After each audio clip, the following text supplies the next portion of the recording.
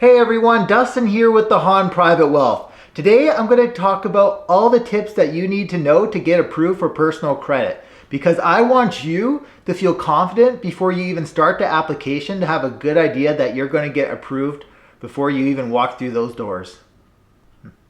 When it comes to personal credit, the banks really look at four main things.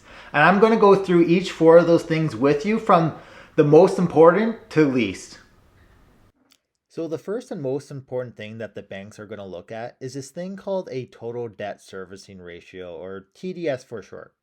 All it means is just a ratio that the banks use to determine if you apply for a new loan, can you actually afford to make those new monthly payments given how much existing debt you're already paying for with the income that you're making right now?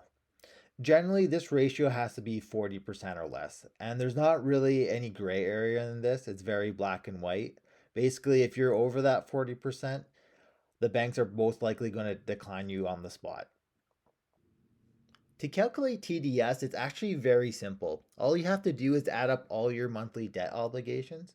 So basically, anything that shows up on your credit report, like your mortgage payment, utilities, cell phone bill, credit card payments, student loans, anything like that, plus the new loan monthly payment you're applying for, and divide it by your gross before tax monthly income and times 100%.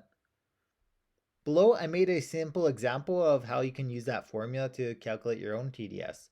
So in my example, I just said their total monthly debt obligations, once you add it all together, plus the new loan they're applying for, is $1,800 a month. And their gross monthly income is $5,000. So all you have to do to calculate the TDS is take that 1,800 divided by 5,000, then times 100, gives you 36%.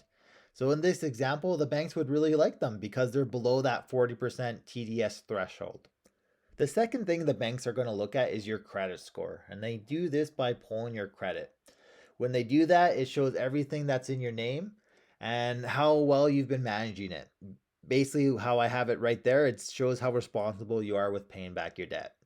Now, when banks pull your credit, what they don't want to see is obviously missing numerous payments, any revolving credit that's like your credit cards, lines of credit, being completely maxed out to the limit. And the third thing is only making minimum payments. Now, I always get a lot of confusion from clients on this. Like, they think if they make the minimum payment, they're all good. Like, the banks will love them.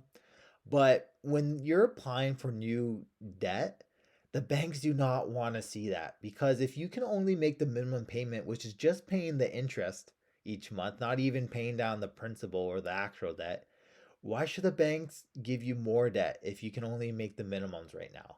So you want to make more than the minimums each month because that will help your credit and when you apply for new loans with the banks.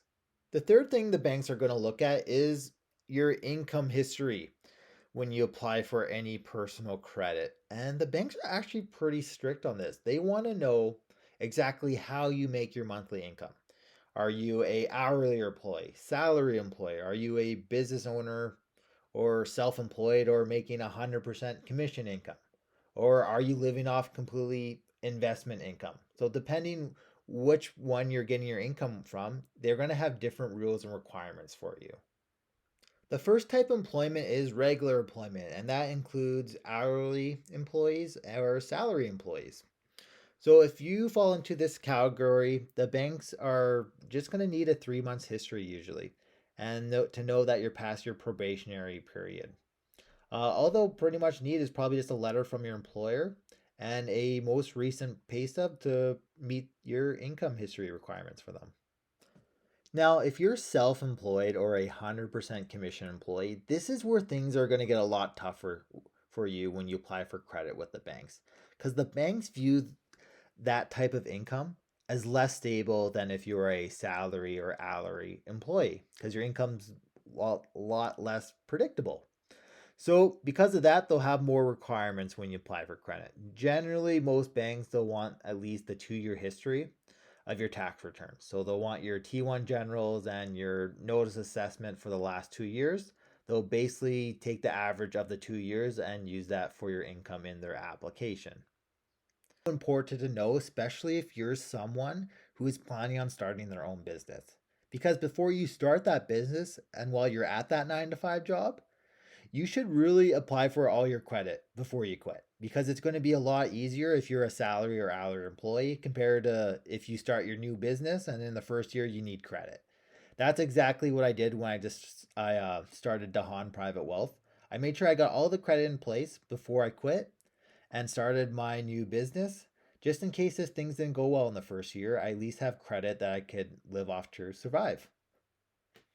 Finally, for investment income, banks treat this exactly the same as self-employed, or if you're a 100% commission employee. They're going to want your 2 year history of your tax returns, like your T1 general and notice assessment for the last 2 years, before they'll take that type of income into their application.